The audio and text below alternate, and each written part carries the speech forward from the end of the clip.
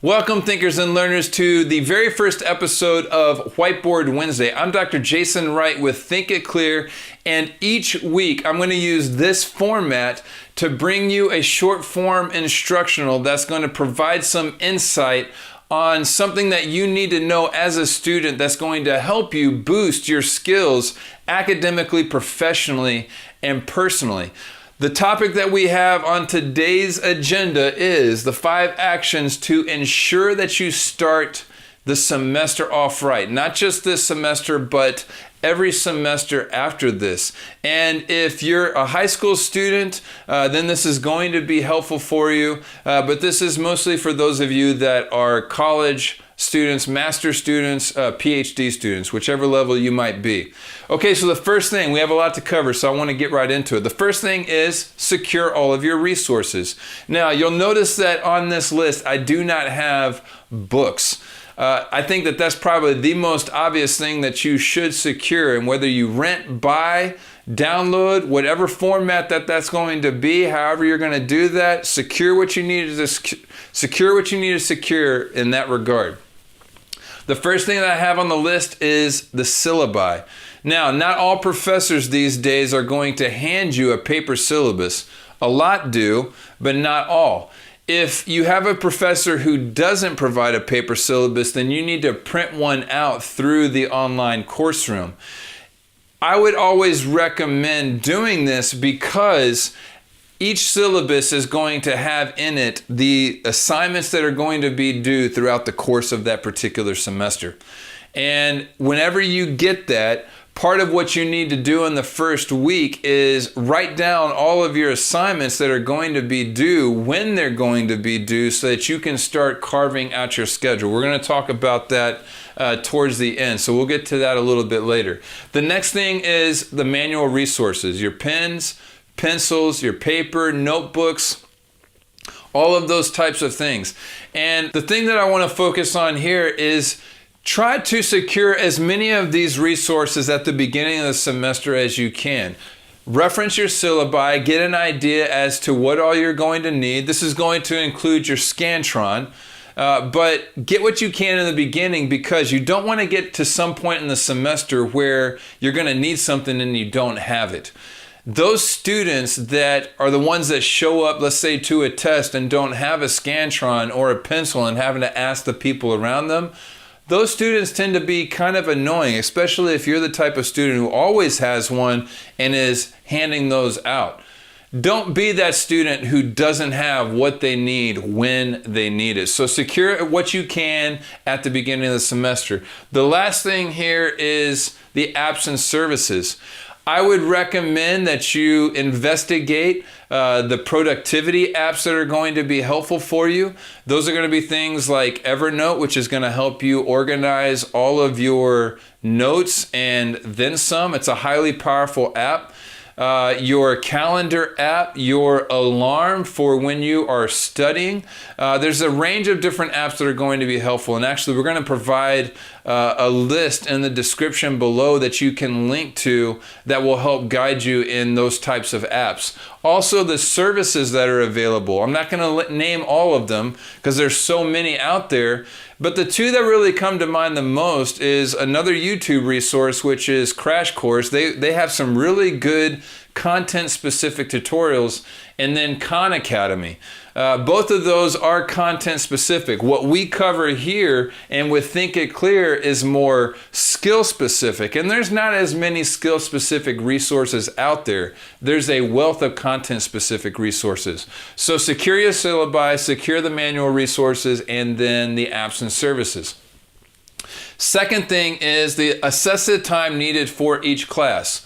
You take your syllabus and you start to determine how much time am I going to need for this particular class. Now, the first thing that you need to consider is you need to gauge your current level of competency. And so you see here I've written off to the side that this is going to be subject specific. So let's say you have a math class and you're not particularly good at math, then that class is likely going to take you more time per week to study for because you have a lower level of competency in that particular subject. Other subjects may not be as much of an issue.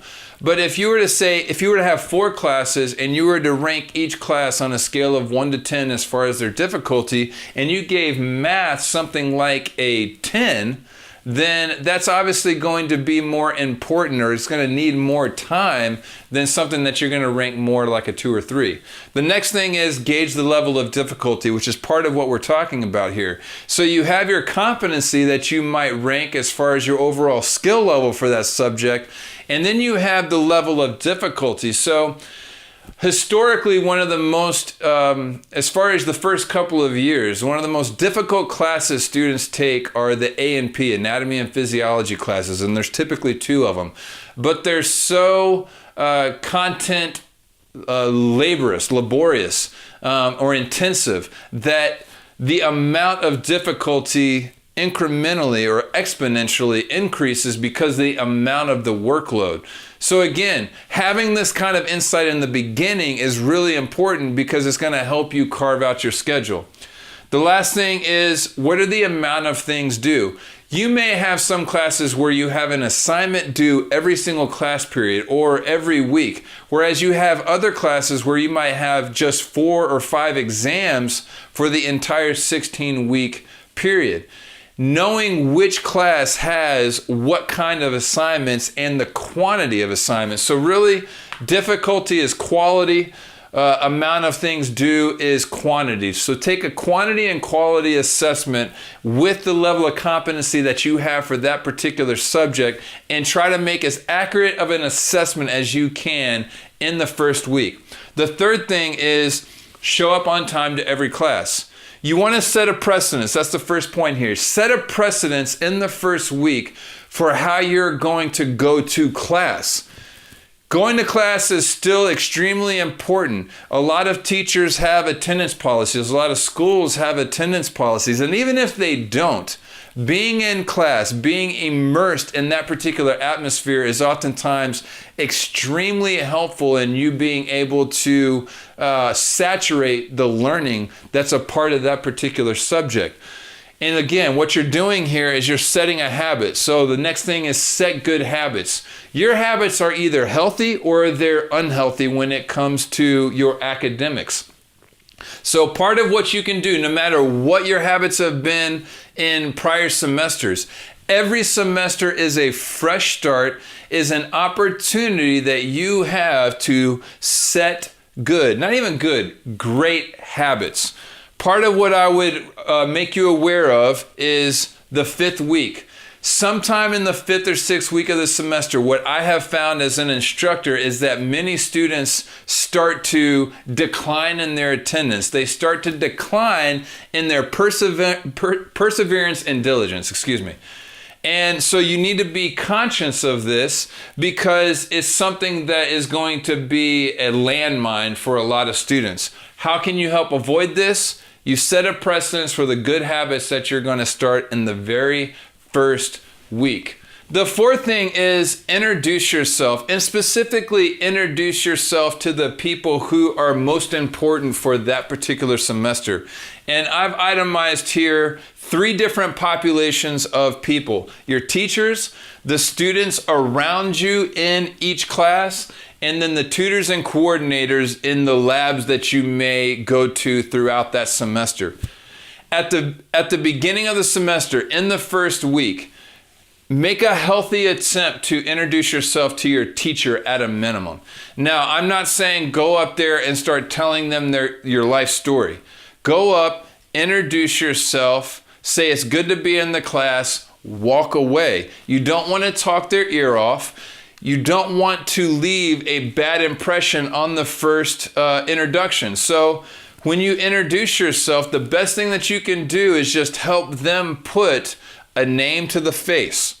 Okay, what this is going to do later in the semester as they get to know you is when you need help, if you need help, they're going to be more inclined to help you because they know you. It's all about developing a healthy and positive relationship here in the beginning, which leads to the second one, students around you.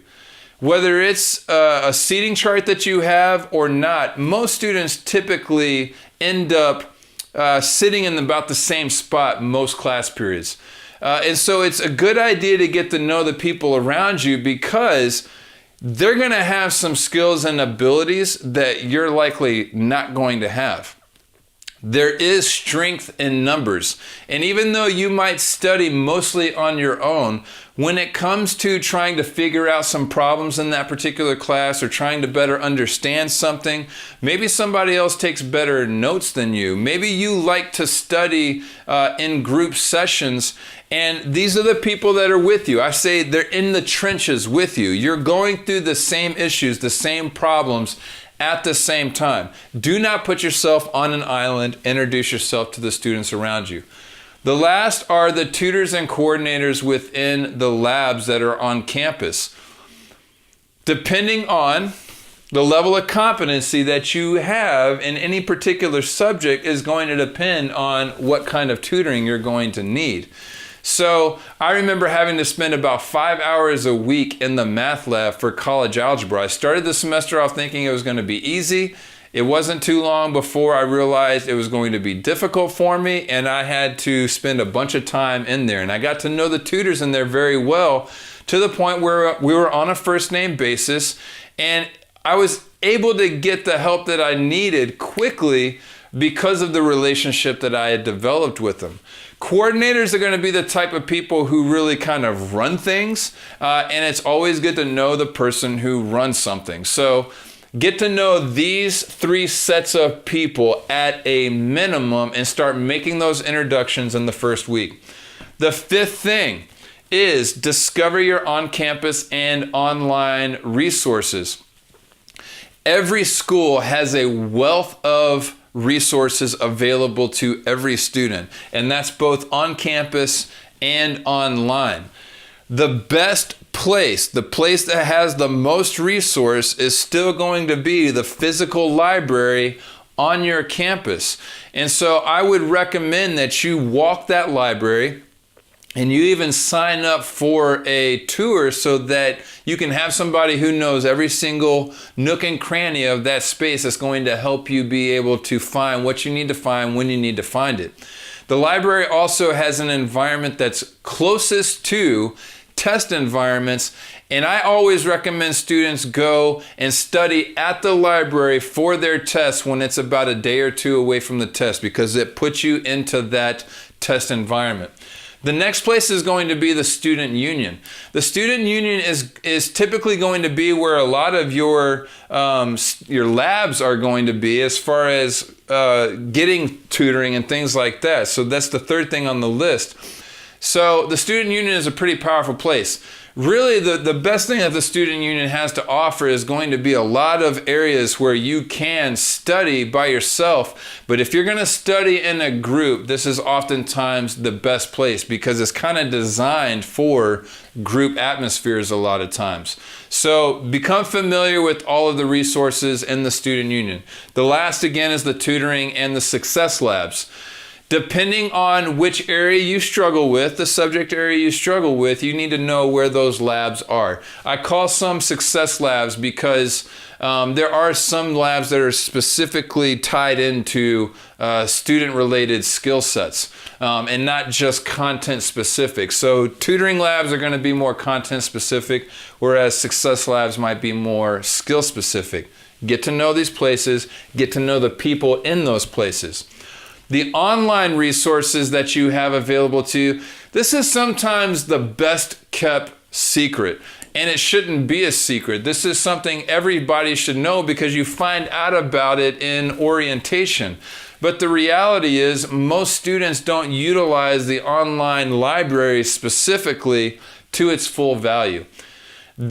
There are thousands upon thousands and even millions of journals and scholarly articles and publications, all types of resources available to you in the online library. And so it's in your best interest to know where those are, to get engaged in those, and be able to utilize them whenever you need them for certain classes. That will be the best place to go whenever you need to do a research paper. Your interlibrary loan. If the library is the best kept secret, this is by far the close second.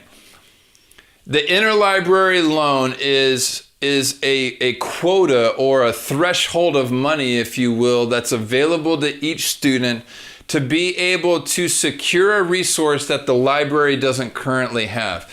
So let's say you found something through a Google Scholar search and your library doesn't have it. You go to your librarian or you go online to fill out the interlibrary loan application or request.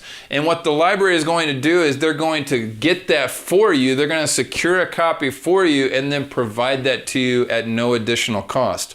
Depending on your school, you likely have a certain number that you can access within any given semester.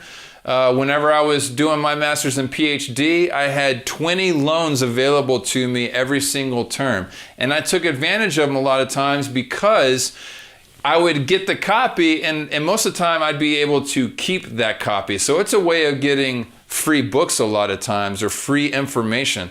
Sometimes it was more of a loan, like the word says, and I had to give it back. But each one is going to have different policies. So get to know this particular resource. Okay, so those are the 5 things. Secure all your resources, assess the amount of time needed for each class, show up on time to every single class, introduce yourself to the relevant people at a minimum, and then discover the on-campus and online resources. Now, I have a bonus tip for you. After you've done these 5 things, map out your plan of attack for the semester. This is going to include discovering how many days of the week you have to study. If you don't have a job, then you likely have pretty much 6 or 7 days a week that you have available to you. If you have a part-time or full-time job, however, not so much. So depending on your situation, understanding what this is, how many days per week you have, is extremely important. Within those days, what are the available hours that you have? If you only have 3 hours within a given day, let's say 3 hours on Monday, 2 hours on Tuesday, 4 hours on Wednesday, you need to know this because it's going to help you. This is it right here. This is what it's all about. Carve out your schedule. One of the worst things that you can do as a student if you want to be successful is to not set a weekly schedule. Once you secure all of this information and do all of these things, if you don't end up itemizing those things and putting them onto your schedule and carving out whatever time you need in order to be successful, then you're always putting yourself in a position in which you're going to fail more than you're not. Don't do that. Make sure that you organize what you need to organize when you need to organize it. I always do it on Sundays for the week ahead and make sure, okay, this is how much time I have. These are the things that need to be done. Here's what I'm going to do. Here's when I'm going to do it. Make sure and get that done.